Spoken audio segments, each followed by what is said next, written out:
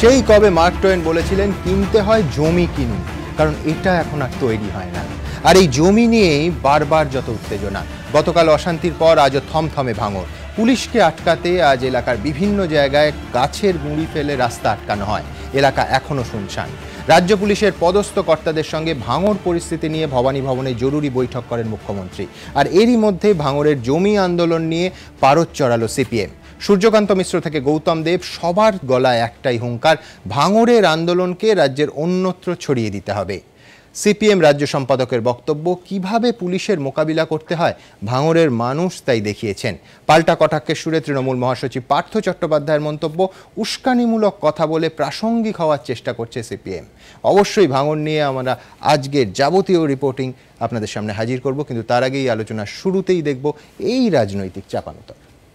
ভাঙড়ের মানুষ দেখিয়ে দিয়েছেন পুলিশকে কিভাবে মোকাবিলা করতে হয়। মুখ্যমন্ত্রী আপনি তৈরি থাকুন, প্রস্তুত থাকুন। প্রত্যেকটা জেলা কেন্দ্র, প্রশাসনিক কেন্দ্র, মানুষ সেখানে হাজির হবে, অবরোধ হবে। আজ ভাঙড় দিয়ে শুরু হয়েছে, ভাঙড় থাকবে না, ছড়িয়ে পড়বে। ইস্যু সেই জমি যা ঘিরে অশান্ত ভাঙড়। আন্দোলনের পাশে দাঁড়ালো সিপিএম। অভিযান ছিল চিটফান্ড কাণ্ডের মাথাদের গ্রেফতারির দাবিতে, কিন্তু বুধবারের সভায় সূর্যকান্ত মিশ্র থেকে সীতারাম ইয়েচুরি হাতিয়ার করার চেষ্টা করলেন ভাঙড়ের আন্দোলনকে। कल ही हुआ था, 2 हमारे किसान भाइयों के ऊपर पुलिस पे गोली चली भांगड़, और सवाल क्या था, वही जमीन का। এই সমগ্র এলাকা হচ্ছে খুব ফার্টাইল, উচ্চ ফলনশীল এলাকা। এই বেছে বেছে এইখানে সব জমি দখল করতে হবে, এর বিরুদ্ধে লড়াই মানুষের চলবেই। সিপিএম এর আন্দোলনের ক্ষমতা নিয়ে প্রশ্ন তুলে পাল্টা কটাক্ষ ছুড়ে দিয়েছে তৃণমূল। সীতারাম ইয়েচুরির এখনো মুখ দেখা যাচ্ছে। তখন সেদিন কোথায় ছিলেন যখন সিঙ্গুরের কৃষক নন্দীগ্রামের গণহত্যা করা হয়েছিল? মমতা বন্দ্যোপাধ্যায়ের প্রতিশ্রুতি, তার নির্দেশিত পথ, 1 ইঞ্চি জমিও আমরা অধিগ্রহণ করব না এবং মানুষের ইচ্ছার বিরুদ্ধে কাজ করব না। ইয়েচুরি সূর্যকান্তরা যখন জমি ইস্যুকে হাতিয়ার করছেন, তখন পার্থ চট্টোপাধ্যায়রা তাদের পাল্টা মনে করিয়ে দিচ্ছেন নন্দীগ্রাম সিঙ্গুরের কথা। যারা নন্দীগ্রাম তৈরি করলো, যারা নেতাই তৈরি করলো, যারা সিঙ্গুর তৈরি করলো, যারা দেগঙ্গা তৈরি করলো, রাজ্য জুড়ে যারা গণতন্ত্রকে ধ্বংস করে দিয়ে গেল, পুলিশ রাজ কায়েম করলো, কৃষকদের জমি কেড়ে নিল, তারা আজকে আবার পরিবর্তনের গান গাইছেন। কিন্তু একা সিপিএম নয়, ভাঙড়কে হাতিয়ার করে জমি অস্ত্রই তৃণমূলকে আঘাত করতে চাইছে কংগ্রেসও। মঙ্গলবারের মিছিলের পর বুধবার ফের অশান্ত ভাঙড়ে যান অধীর চৌধুরী। কথা বলেন 2 নিহতের পরিবারের সঙ্গে, আক্রমণ করেন তৃণমূল সরকারকে। যারা গুলি করে এখানকার মানুষকে হত্যা করে তাদেরকে যথোপযুক্ত শাস্তি সবকিছু দাবি করা হবে। এখানকার মানুষ চোখে মুখে আতঙ্ক নিয়ে বিনিদ্র রজনী কাটাচ্ছে, এখান থেকে মানুষকে মুক্ত করা দরকার। পাল্টা তৃণমূলের আশ্বাস, পরিস্থিতি স্বাভাবিক হবে দ্রুত। গ্রামবাসী না চাইলে আমার ওখানে পাওয়ার গ্রিড হবে না। স্বাভাবিকভাবে আন্দোলনের আর কোনো জায়গা নেই। কিছু লোক বিভিন্ন জায়গা থেকে এসে মানুষগুলোকে বিভ্রান্ত করার চেষ্টা করছে। আপনি লিখে রেখে দিন, কাল পরশু তরশুর মধ্যে এটাও থাকবে না। সিঙ্গুর নন্দীগ্রামের জমি আন্দোলন ঘিরে একসময় উত্তপ্ত হয়েছে রাজ্য রাজনীতি, যার কাণ্ডারি ছিল তৃণমূল। আর এখন ভাঙড়ের জমি আন্দোলনকে ঘিরে সেই তৃণমূলকেই অস্বস্তিতে ফেলতে সক্রিয় বাম কংগ্রেস। এবিপি আনন্দ। রাজ্যের মন্ত্রী শোভন চট্টোপাধ্যায়কে দিয়ে শুরু করব। শোভনদা, ভাঙড়ে এই মুহূর্তে থমথমে পরিস্থিতি, বহু রাস্তা কার্যত অবরুদ্ধ হয়ে পড়ে আছে, একটা অংশে সংবাদ মাধ্যম অবধি ঢুকতে পারছে না। কোথাও একটা আপনি কি মানবেন যে জনস্বার্থের কাজ করতে গিয়ে হ্যান্ডলিংয়ের সমস্যা হয়েছে? কোথাও একটা, বারবার আমি কাল যে শব্দটা ব্যবহার করছিলাম, ডিসকানেক্ট, সেই সুযোগটা কেউ নিয়েছে? সুমন, আমি তোমার কাছে একটু সুযোগ চেয়ে নেব। প্রথম কথা হলো যে যা ক্যাপশন দেখানো হলো তার কথার উত্তর দিলে তাহলে আমি পলিটিক্সে আসবো, আমি আসছি। তোমার কথার উত্তর দিতে গেলে যে বাস্তব বোধের ওপর যে মানুষগুলো বললেন তাদের বাস্তব বোধের দিকটা দেখিয়ে দেওয়ার জন্য যেটা বলার দরকার, ভাঙড়ে হচ্ছে কি, হয়েছে কি। ভাঙড় রাজারহাটের বর্ডারে আজকে মাছিভাঙা, কামারাইট, পোলেরহাট গ্রাম পঞ্চায়েতের অঞ্চল, তার বর্ডারে আজ থেকে 3 বছর আগে কাজ শুরু হয়েছে। সেখানে মাত্র 10 থেকে 13 একর জায়গা নিয়ে একটা electrical staff station power grid corporation of India, Bharat সরকারের বিদ্যুৎ দপ্তরের পক্ষ থেকে এটা করা হয়েছে। এখানে আসবে ইলেকট্রিসিটি আসবে ফারাক্কা থেকে 300 কিলোমিটার দূরে, কিন্তু এটা অলরেডি কমপ্লিটেড। ভাঙড়ের অভ্যন্তরে যেখানে বিভিন্ন টাওয়ার যাবে সেই টাওয়ারের কাজও কমপ্লিট, অর্থাৎ পাওয়ার গ্রিড 100% কমপ্লিট। সেখান থেকে অলরেডি ভাঙড়ের অভ্যন্তরে টাওয়ার হয়ে গেছে।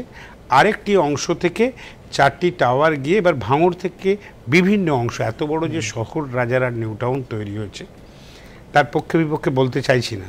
কেউ বললেন মানে ভাঙড়ের জিনিস অন্য জায়গায় ছড়িয়ে দাও, রাজারহাটকে তো ভাঙড়ে ছড়িয়ে দিয়েছে। রাজারহাট ছিল, তারপরে রাজারহাট ভাঙড় ডেভেলপমেন্ট অথরিটি, সেই ছড়িয়ে যাওয়ার যে প্রবণতা, সেই প্রবণতায় যারা জমি দখলের কথা বলছে, অ্যামাউন্টটা কি? জমি যদি সত্যিকারের সরকার নিয়ে থাকে, কোথাও 6 থেকে 8 কাঠা জমির ওপর একটা টাওয়ার উঠে যাচ্ছে, এবং সেই জমির থেকে একটা টাওয়ারের সঙ্গে আরেকটার ওয়্যার কানেকশনের মধ্যে দিয়ে 200 মিটার 300। আমি বলছি এই জায়গাটায় দাঁড়িয়ে যেখানে আমি বলি একটু প্লাস উত্তর 24 পরগনা, দুটো জায়গার বিদ্যুৎ পরিষেবার মান অনেকটা বেড়ে যেত, সেই মানুষগুলোকে আমি সেই মানুষজনকেই বলছি, সেই মানুষজনের কথাই বলছি, যে এই মানুষজনরা যারা জমির মালিক, আর এখানে বেশ কিছু মানুষ বসবাস করে। তুমি জানো, একটা মানুষ বাস করতে গেলে যেটা প্রথম, সেটা হলো যে বাস করতে গেলে পানীয় জল একান্ত প্রয়োজন হয়। আর যদি সম্ভব হয়, আজকে হয় লম্ফর আলো নয় ইলেকট্রিসিটি যদি প্রোভাইড করা যায়, 100% জায়গায় আজকে সরকারি ব্যবস্থায় লোকের বাড়িতে ইলেকট্রিসিটি পৌঁছে দিয়ে যাবে। তো ইলেকট্রিসিটি এমন একটা জিনিস, একটা জায়গা থেকে জেনারেট করতে হয়, একটা জায়গা থেকে ডিস্ট্রিবিউট করতে হয়, হয় মাটির তলা দিয়ে যায় না মাটির ওপর দিয়ে যায়। আমি সব বুঝলাম, যে জায়গায় দাঁড়িয়ে বোঝানো গেল না, এই মানুষগুলোকে বোঝানোর জায়গায় যেটা হচ্ছে, এটা হলো এক শ্রেণী জমি মাফিয়া। এই মানুষগুলোকে বুঝিয়ে রেখেছে যে এই ল্যান্ডগুলো আমি এত দামে দামে নেব, যে দামে power grid corporation of India নিয়েছে তার চেয়ে হয়তো কম দামে দেবে, কিন্তু জমির পরিমাণ আগামী দিনে এখানে কোনোই, আমি একটা বলি, 3 ফসলি জমি থাকবে না। মানুষকে বিভ্রান্ত করবার মধ্যে দিয়ে এখানে বলা হচ্ছে কোথায়, যে এখানে যদি এই ইলেকট্রিসিটির তার যায়, ইলেকট্রোম্যাগনেটিক এফেক্টের মধ্যে দিয়ে, আমরা কাল গোটা দিন দেখিয়েছি কিভাবে প্রচার চলেছে। আমি তা বলছি, এই জায়গায় দাঁড়িয়ে আমি বলছি এই মানুষগুলোর ক্ষোভ কিন্তু স্থানীয় নেতৃত্বের বিরুদ্ধে, আপনার দলে মমতা বন্দ্যোপাধ্যায়ের বিরুদ্ধে নয়। তারা বারবার সে কথা বলছেন, তারা বলছেন স্থানীয় নেতৃত্ব তৃণমূলের, বারবার আরাবুল ইসলামের নাম আসছে। না দেখুন, আরাবুল ইসলাম ওই পঞ্চায়েত রেজ্জাক মোল্লারও নাম এসছে, পঞ্চায়েত সমিতির সভাপতি রেজ্জাক মোল্লা এখন ওখানকার বিধায়ক। ন্যাচারালি কোনো কোর্স অফ অ্যাকশনেই, এটা it's absolutely government project. Government প্রজেক্টকে যদি কেউ পঞ্চায়েত সমিতির সভাপতি হয়, কেউ যদি রাজ্যের মন্ত্রী হয়, সে আমি হই রেজ্জাক মোল্লা হই, সেটাকে প্রসেস করে ইমপ্লিমেন্টেশন প্রসেসে সাহায্য করতে গেলে কোনো ল্যাঙ্গুয়েজে, কোনো অ্যাটিটিউডে যদি কিছু হয়ে থাকে, সেই তার পার্সপেক্টিভে যেটা হয়েছে, তখনই কিন্তু মুখ্যমন্ত্রী হস্তক্ষেপ করেছেন। গত 11 তারিখ যখন ঘটনা ঘটে, তখনই যখন রাস্তা অবরোধের ঘটনা ঘটে, তিনি তখনই বার্তা পাঠিয়েছেন, গঙ্গাসাগর মেলা চলছে, আমরা স্থগিত করে দিলাম এই ধরনের পাওয়ার গ্রিডের কাজে, টাওয়ার লাগানোর কাজ আমরা বন্ধ করলাম। সেইখানে জেলা প্রশাসনের পক্ষ থেকে জানানো হলো। পরবর্তী ক্ষেত্রে গতকালকে ঘোষণা করে দেওয়া হলো যে আমরা পার্মানেন্টলি, মানুষ না চাইলে আমরা একটা টাওয়ার ওখানে বসাবো না। যা কাজ হচ্ছিল সরকারের পক্ষ থেকে for the benefit of the local people, আমি এখানে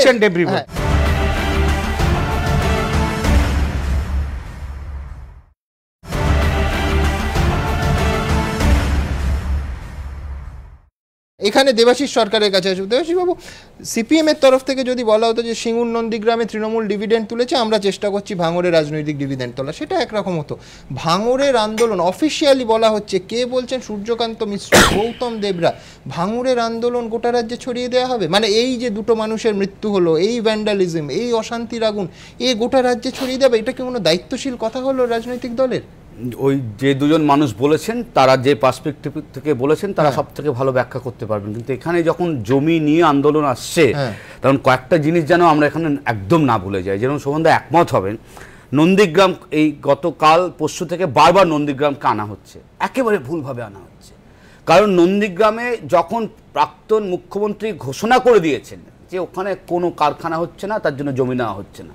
তারপর আন্দোলনটা কীরকম? এখানে যেন মমতা ব্যানার্জি বলেছেন যে আর জমি নেওয়া হবে না আলোচনা না হলে, ডিএম আলাদা করে নোটিশ লোডকে দিয়েছিল। অর্থাৎ সেই সময় নন্দীগ্রামকে কেন্দ্র করে রাজনৈতিক অস্থিরতা তৈরি করা, সেই সময় সরকারি যারা দায়িত্বে ছিলেন তাদের বিরুদ্ধে একটা রাজনৈতিক আন্দোলন তৈরি করা, সাকসেসফুলি তারা সেটা করতে পেরেছিল। এবং শেষমেশ একই মডেলটা দেখুন, অবরুদ্ধ করা, ডিসকানেক্ট করা, সেই মডেলটা এখন ভাঙড়ে ফলো করা হচ্ছে না, একদম করার চেষ্টা ঘোষণা করা হয়েছে না। আমি সেখানে অন্য মঞ্চের উপর থেকে ঘোষণা না, আমি পরিষ্কার বলছি, এখানে আমি একদম শোভনদার কথা মন দিয়ে শুনছিলাম, কারণ ওইখানে ভীষণ কন্টেন্ট রয়েছে, যেটা আমরা ডেভেলপমেন্টের প্রশ্নে শোভনদা এটা একমত হতে হবে সবাইকে। একদম কখনো সারা পৃথিবীতে এরকম নজির রয়েছে যে শুধু গ্রাম এবং শুধু গ্রাম হতে পারে না। উন্নয়ন মানেই হচ্ছে আমার আরবানাইজেশন প্রসেস, নগরায়ন অনিবার্যতা। এই যে কলকারখানা বন্ধ হয়ে গেছে, বিনিয়োগ বাড়ানোর জন্য মরিয়া প্রচেষ্টা চলছে, এটা করতে গেলে আপনার জমি লাগবে। কিন্তু সেই জমি নেওয়ার প্রশ্নে যদি রাজনৈতিক অস্থিরতা, যে বিগত সরকারের সময় আমরা বারবার করে দেখেছি, এই উন্নয়নের প্রশ্নে, জমি নেওয়ার প্রশ্নে একটা রাজনৈতিক আন্দোলন এই রাজ্যে আমরা লক্ষ্য করেছি।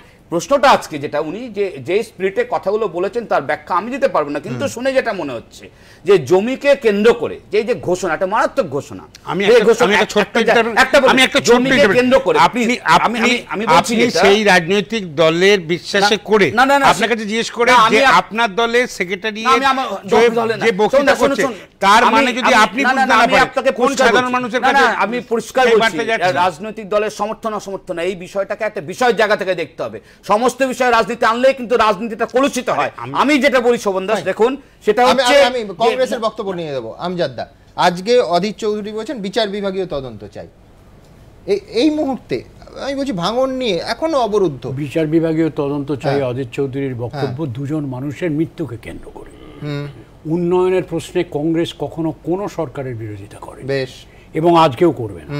কিন্তু যারা এটা নন্দীগ্রাম এবং কি বলে সিঙ্গুর, তার সঙ্গে ভাঙড়ের গল্পকে যারা এক করতে চায়, আমি তাদের সঙ্গে একমত নয়, আমার দলও একমত। এক্স্যাক্টলি নন্দীগ্রাম এবং সিঙ্গুরে একটা কর্পোরেটের স্বার্থে জমি অধিগ্রহণ করতে যাওয়া হয়েছিল, দুফলাত ত্রিফলাত। নন্দীগ্রামে ছিল না, আমি বলি হ্যাঁ নন্দীগ্রামে ছিল। এক জায়গায় উনি বলছেন নন্দীগ্রামের আন্দোলনের জনক আমি দায়িত্ব নিয়ে কথা বলতে পারি। কিন্তু সুতরাং সেখানে কর্পোরেটের স্বার্থে জমি দখল ছিল। ভাঙড়ের জমি যে দখল হয়েছে সেটা কিন্তু একটা উন্নয়নমূলক কাজ, এবং রাজ্য সরকার, শোভনবাবু যার মন্ত্রী, তাদের বিরুদ্ধে যত অভিযোগ থাক না কেন, এটা তাদের না, এটা হচ্ছে কেন্দ্রীয় সরকারের একটা উদ্যোগ। সমস্ত এলাকাটার মধ্যে বিদ্যুৎকে যদি ছড়িয়ে দিতে হয়, তার পাওয়ার গ্রিডটা একটা জায়গায় করতেই হবে, এবং সেই পাওয়ার গ্রিডটা করতে গেলে একটা সেন্টার যে জায়গায় হওয়া দরকার, যেখান থেকে তার টোটাল এরিয়াটাকে কাভার করতে হবে। যেমন রাজারহাট আছে, যে কথাটা মন্ত্রী বলছিল, রাজারহাট ইত্যাদি ইত্যাদি, এমনকি কলকাতারও বিস্তীর্ণ অংশ, এবং শুধু তাই নয়, দক্ষিণ 24 পরগনার আরও বিস্তীর্ণ অংশে, এই যে জায়গায় উত্তর 24, এগুলো করতে হবে। কিন্তু প্রশ্ন যে জায়গায়, আমি যে কথা শোভনকে বলবো, শোভন আমার খুবই স্নেহভাজন ব্যক্তি, বলবো ভাঙড়ে অন্য কোনো রাজনৈতিক দলের কোনো অস্তিত্ব নেই, ইনক্লুডিং মাই পার্টি নেই। সুতরাং সেখানকার মানুষ যদি দিগ্ভ্রান্ত হয়ে কতগুলো মানুষের কথায় উত্তেজিত হয়ে এই ধরনের ঘটনাকে ঘটায়, দায়িত্ব দুটো কর্তৃপক্ষের কাছে থাকে। একটা হচ্ছে রাজনৈতিক কর্তৃপক্ষ হিসেবে নিশ্চয়ই ওর দলের দায়িত্ব, এবং দ্বিতীয়ত হচ্ছে সরকারের সেই দায়িত্ব। সুতরাং যদি সেখানে আরাবুল কিংবা ওখানকার যিনি বিধায়ক তারা জড়িয়ে আছেন না আছেন, সেটা সংযত করার দায়িত্ব মানুষকে, দল এবং সরকারের। ফাইন, আমি দ্রুত একবার দেখবো যে প্রমোটার চক্র গতকাল থেকে বারবার যে অভিযোগ শাসক দলের পক্ষে দায়িত্বশীল মূর্তিরা করছেন, কি বাস্তব অবস্থা দেখুন। পাওয়ার গ্রিডের বিরোধিতায় যে ধুন্ধুমার আন্দোলন এবং যাকে কেন্দ্র করে উত্তপ্ত হয়েছে ভাঙড়, সেই আন্দোলন কি শুধুমাত্র এখানকার স্থানীয় কয়েকজন গ্রামবাসীর, নাকি এর পিছনে রয়েছে জমি মাফিয়াদের, ল্যান্ড মাফিয়াদের বড় হাত? সেই প্রশ্নও কিন্তু উঠতে শুরু করেছে ভাঙড়ে। এবং ভাঙড়ে এই এলাকায় যেখানে পাওয়ার গ্রিড গড়ে উঠছে, পোলেরহাট 2, তার আশপাশে একের পর এক বিস্তীর্ণ জমি কিন্তু কিনতে শুরু করেছেন বড় বড় বেশ কয়েক প্রমোটার। ভাঙড়ে এই পোলেরহাট 2 নম্বর গ্রাম পঞ্চায়েত এলাকাতেই রয়েছে পাওয়ার গ্রিড প্রকল্পের জন্য অধিগৃহীত 13 একর জমি। তবে প্রশাসন সূত্রে দাবি, তাদের কাছে খবর পৌঁছেছে বহুতল তৈরির জন্য গত প্রায় 1 বছর ধরে এই এলাকায় প্রচুর জমি কিনছে অনেক প্রমোটার। এখানে কি এমনি সাধারণ প্রমোটাররা তারা জমি জায়গা কিনছে? হ্যাঁ কিনছে, টুকটাক কিনছে। কি করবে, ফ্ল্যাট বাড়ি করে বিক্রি করবে। আর এখন যদি পাওয়ার গ্রিডের উপর দিয়ে তার যায়, মানে কোনো জমির উপর দিয়ে, তো পরবর্তীকালে সেই তার গেলে তার কর করতে পারবে না। আর যে জমিগুলো এখানে কোম্পানিগুলো কিনছে তারাও তো করতে পারবে না। তারাও করতে পারবে না। যে এই যে পাওয়ার গ্রিডটা হয়ে গেলে যে তার ফার যাবে, তাতে তো ওদের ওই বড় বাড়ি টাড়ি বানাতে অসুবিধা হবে। না অবশ্যই সেগুলো তো অসুবিধা হবে। পাওয়ার হাউস হবে বলে জিনিসটা কেনা হয়েছে, তারপরে এখন দেখা যাচ্ছে ওরা পাওয়ার গ্রিড হচ্ছে। প্রশাসন সূত্রে দাবি পাওয়ার গ্রিডের প্রকল্প হলে এখানে উঁচু খুঁটি বসবে, হাই টেনশন তার যাবে। সেক্ষেত্রে কাছাকাছি এলাকায় বহুতল তৈরির পথে বাধা তৈরি হবে। সেই কারণেই কি বিদ্যুৎ প্রকল্পে বাধা দিতে প্রমোটাররা পেছন থেকে বিক্ষোভে উস্কানি দিচ্ছে? যারা এই সরকার আসার আগে প্রচুর জমি বেনামে রেখেছেন যে সমস্ত অসাধু ব্যবসায়ীরা, এবং যারা নতুন করে কৃষকদেরকে ঠকিয়ে তারা জমিটা নিয়ে নিয়েছেন, কৃষি জমি নিয়েছেন, তারা চেষ্টা করছেন গায়ের জোর করে কি করে এই কৃষি জমির কনভার্সন করানো যায়। অশান্তির নেপথ্যে আরেকটি কারণ থাকতে পারে বলেও মনে করছেন অনেকে। স্থানীয় সূত্রে দাবি, পাওয়ার গ্রিড প্রকল্প এলাকা মাটি দিয়ে উঁচু করার জন্য এক তৃণমূল নেতাকে বরাদ দেওয়া হয়। তিনি বাইরে থেকে লোক এনে এই কাজ করাচ্ছিলেন। তা নিয়েও গ্রামবাসীদের একাংশের মধ্যে অসন্তোষ দানা বাঁধছিল। তবে সূত্রের দাবি, প্রমোটার যোগের বিষয়টিতেই আপাতত বেশি গুরুত্ব দিয়ে দেখা হচ্ছে। প্রশাসন সূত্রে দাবি, তাদের কাছে এমন খবরও পৌঁছেছে যে কৃষি জমির চরিত্র বদল করে সেখানে বহুতল তৈরির অনুমতি দেওয়ার জন্য প্রশাসনের ওপর চাপ দিচ্ছে অনেক প্রমোটার। বৈদিক ভিলেজের মালিক আর কে মোদি, সে ভাঙড়ে 700 বিঘে জমি সে কিনেছে, সেখানে বহুতল বাড়ি করবে, মানে ফ্ল্যাট করবে। তো এখন সেখানের উপর হাই টেনশন তার আসছে। চক্রান্ত শুধু না, এরা ওদেরকে ফাইন্যান্স করছে। মুখ্যমন্ত্রী সিদ্ধান্ত নিয়েছেন যে ওখানে ভাঙড় 2 এর কোনো জমি কনভার্সন দেওয়া হবে না। এই মন্তব্যের প্রেক্ষিতে আমরা বৈদিক ভিলেজের কর্ণধার আর কে মোদির সঙ্গে যোগাযোগ করেছিলাম। তিনি ব্যস্ত আছেন বলে ফোন রেখে দেন। সব মিলিয়ে ভাঙড় কাণ্ডে প্রমোটার যোগের অভিযোগ ঘিরে এখন নয়া বিতর্ক। ভাঙড়ে কৃষি জমির চরিত্র বহুদিন আগেই বদলের প্রক্রিয়া শুরু হয়েছিল। অবশেষে তা বন্ধ করা হবে বলে সরকারি যে সিদ্ধান্ত নেওয়া হয়েছে, তার ফলে এই এলাকায় কৃষিতে একটা ভারসাম্য থাকবে, এমনটাই মনে করছেন স্থানীয় মানুষ। ক্যামেরায় প্রবীর সামন্তর সঙ্গে বিতনু চট্টোপাধ্যায়, এবিপি আনন্দ, ভাঙড়।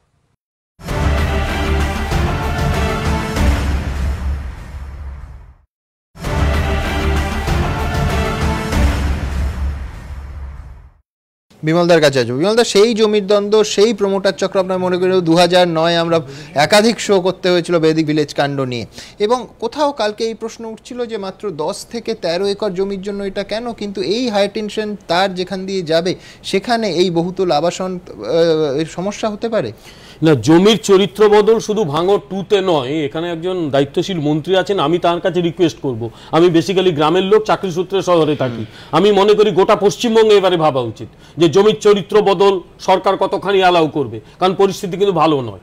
যেভাবে কৃষি জমি খুব দ্রুত হাত বদল হচ্ছে, চরিত্র বদল হচ্ছে, কিছুদিনের মধ্যেই পশ্চিমবঙ্গে কিন্তু কৃষি নিয়ে একটা সংকট দেখা দিতে পারে।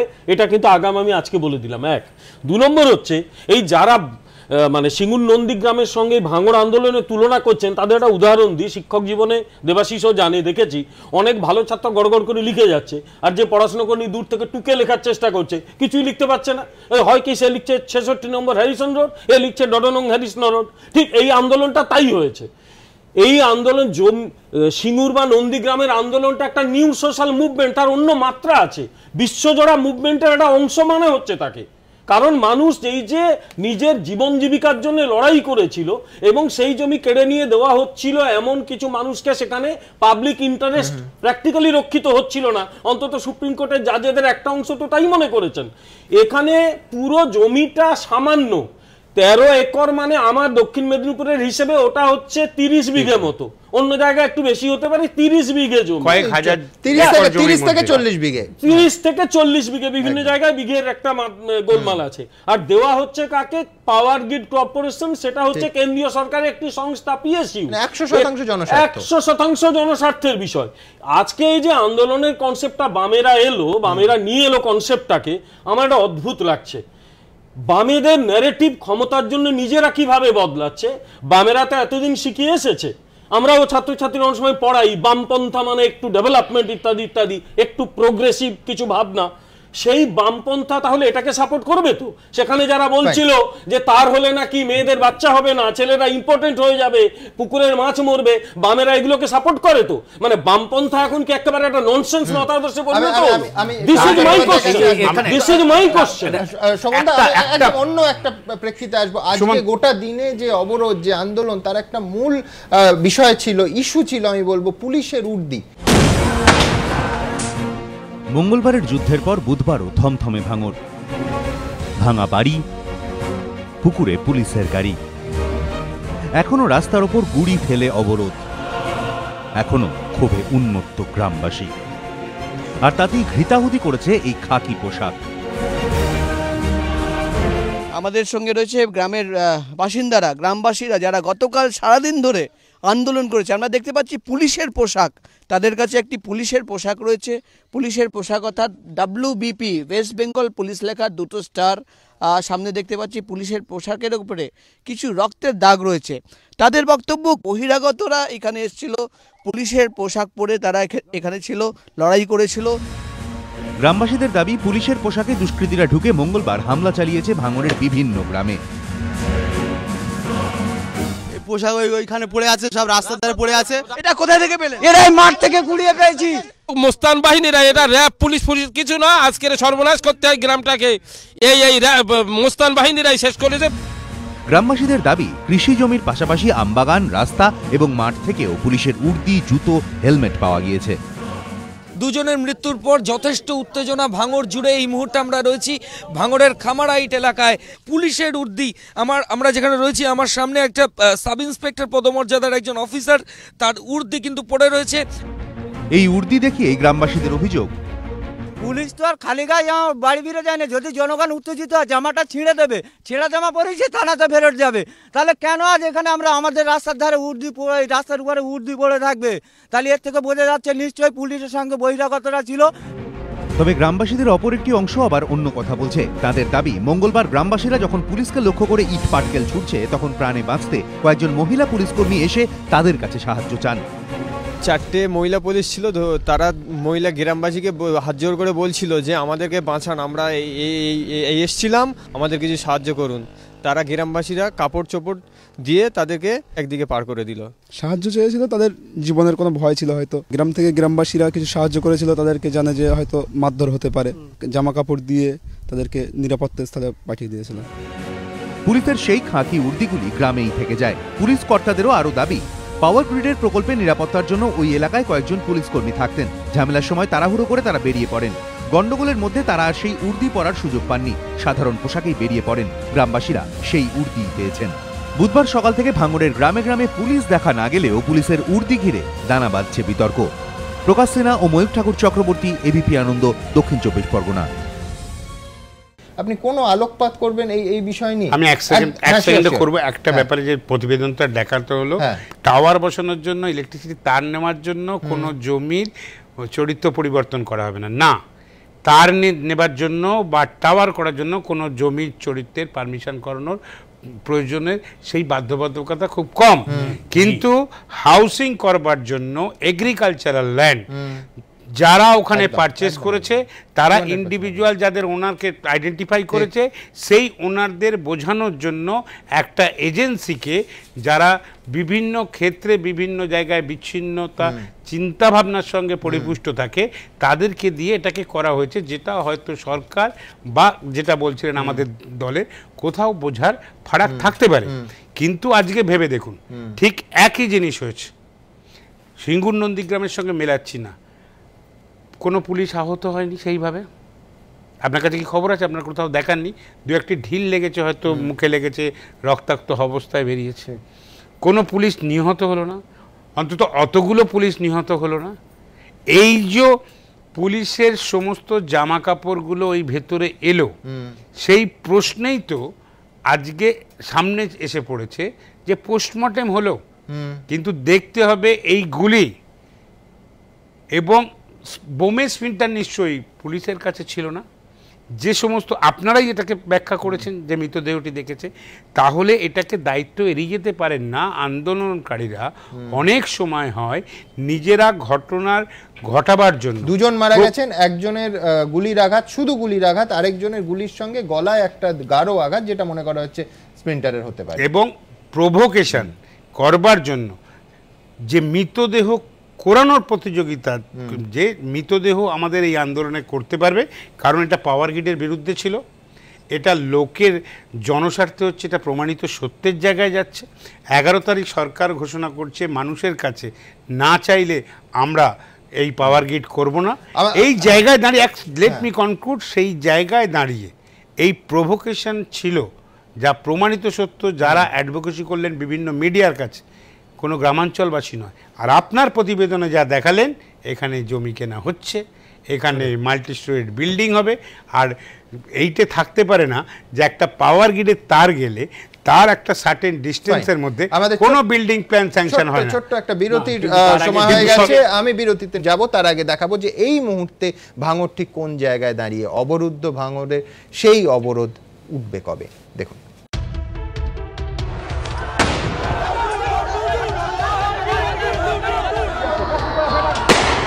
মঙ্গলবার পর্যন্ত ভাঙড়ে আন্দোলন ছিল পাওয়ার গ্রিড প্রকল্প বন্ধের দাবিতে।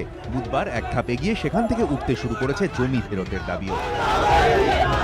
জমি ফেরত দিতে হবে এবং পাওয়ার গ্রিড হটাতে হবে। জমি যার জমি তার ফেরত দিলেই ভালো। রাতারাতি যেন পাল্টে গিয়েছে ভাঙড়। সূর্য উঠেছে রোজকার মতো, কিন্তু ভাঙড়ে বুধবার সকালটা রোজকার মতো হয়নি। অন্যদিন যে সময় গ্রামের রাস্তায় লোকজন বেরিয়ে পড়েন, এদিন তখন রাস্তা কার্যত শুনশান। রণক্ষেত্র পরিস্থিতি দেখে অনেকেই মঙ্গলবার ঘরবাড়ি ছেড়ে চলে যান। বুধবার ভোরে কেউ কেউ বাড়ি ফিরলেন। এখন সব যার যে আউট জায়গা, মানে এটা এখানে সেখানে ছিলাম, এই এখন ফিরছি। মা বোনরা বাড়ি নেই, তার সত্ত্বে মানে গ্রামের মধ্যে মানে পুরো ধুধু ফাঁকা। ভাঙড় যে এখনো ভেতরে ভেতরে ফুটছে সেটা বোঝা গেল রাস্তায় ঘুরেই। রাস্তার উপরে কিন্তু গাছের গুঁড়ি ফেলে রাস্তা বন্ধ করে দেওয়া হচ্ছে। শুধু এই জায়গায় নয়, 100 মিটার পরে পরে কিন্তু এইভাবেই কিন্তু রাস্তার উপরে গাছের গুঁড়ি ফেলে রাস্তা বন্ধ করা হয়েছে। রাস্তায় গাড়ি ঘোড়া নেই, দোকানপাট বন্ধ, এখানে ওখানে ভস্মীভূত পুলিশের গাড়ির কঙ্কাল। মঙ্গলবারের লড়াইয়ের সাক্ষী হয়ে এখনো অনেক গাড়ি পড়ে রয়েছে পুকুরের জলে। 3-4টি গাড়ি কিন্তু পুকুরে ফেলে দেওয়া হয়েছে। গতকাল বিকেলবেলা যখন পুলিশ এখান থেকে গ্রাম থেকে বেরোচ্ছিল, তখন কিন্তু খণ্ডযুদ্ধ হয়। এদিন সকাল থেকে খামারাইট, পদ্মপুকুরের মতো গ্রাম ঘুরে কোনো পুলিশ কর্মীর দেখা মেলেনি। প্রায় 3 কিলোমিটার দূরে কাশীপুর থানার বাইরে প্রচুর পুলিশের গাড়ি দাঁড়িয়ে, কিন্তু গ্রামের ভেতর শুনশান।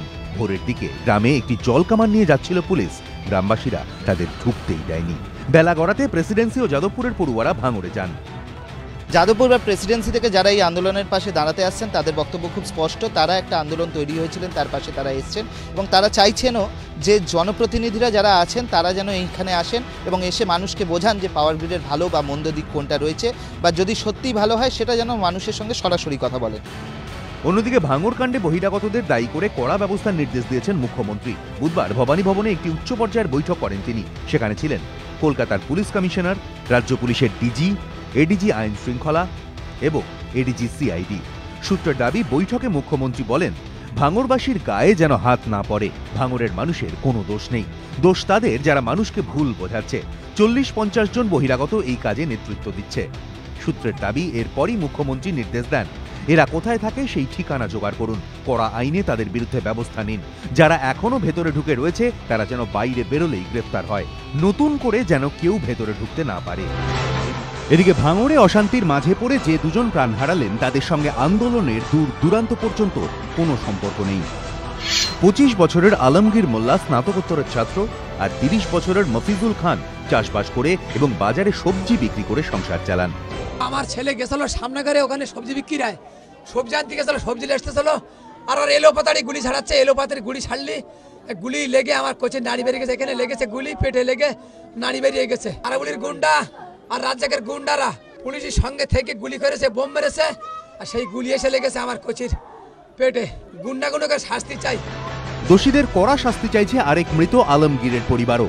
পরিবারের দাবি, গন্ডগোলের কথা শুনে কি হয়েছে দেখতে যান আলমগীর, তখনই তার গুলি লাগে। পুলিশের ড্রেস পরে করেছে, তা কি করেছে আমি বলতে পারবো না। মঙ্গলবার গুলি চালানোর সময় যারা ঘটনাস্থলে ছিলেন তারা কি দেখেছেন? পুলিশ ভ্যানের গাড়িতে পিছনে আসতে ওরকম যা দাঁড়িয়েছে, এখানে ও দাঁড়িয়ে গেছে, ঘুরে আসছে বলে দাঁড়িয়ে গেছে, ওখান থেকে গুলি টেনেছে পেটে। গুন্ডারা, ওরা পুলিশ হলে ওরকম গুলি মারে, ওরা গুন্ডা। তো পুলিশের দাবি তারা গুলি চালায়নি। গ্রামবাসীদের একাংশের অভিযোগের আঙুল তৃণমূল নেতা আরাবুল ইসলামের গোষ্ঠীর দিকে। কারা মেরেছে গুলি? গুলিটা সম্ভবত আরাবুল রেজ্জাক এদের বাহিনী। এরা কি পুলিশের ড্রেস পরেছিল? হ্যাঁ, পুলিশের ড্রেস পরেছিল। যদিও আরাবুল এই অভিযোগ সম্পূর্ণ অস্বীকার করেছেন। আমার ছেলেরা কোনোভাবে ইনভলভ নয় বা রাস্তায় নামিনি। কালকে সারাদিনই যে যেখানে ছিল, যার বাড়িতে যে ছিল তারা বাড়িতেই ছিল। আমি দ্ব্যর্থহীন ভাষায় বলছি যেটা সম্পূর্ণ ভিত্তিহীন, সম্পূর্ণ মিথ্যে কথা। কিন্তু 7-5 না থেকেও যে মানুষগুলো স্বজনকে হারালো তাদের বাড়ি তো খাঁ খাঁ করছে। বুধবার প্রদেশ কংগ্রেস সভাপতি অধীর চৌধুরী নিহত দুজনের বাড়িতে যান, পরিবারের সদস্যদের সঙ্গে কথা বলেন। এবিপি আনন্দ।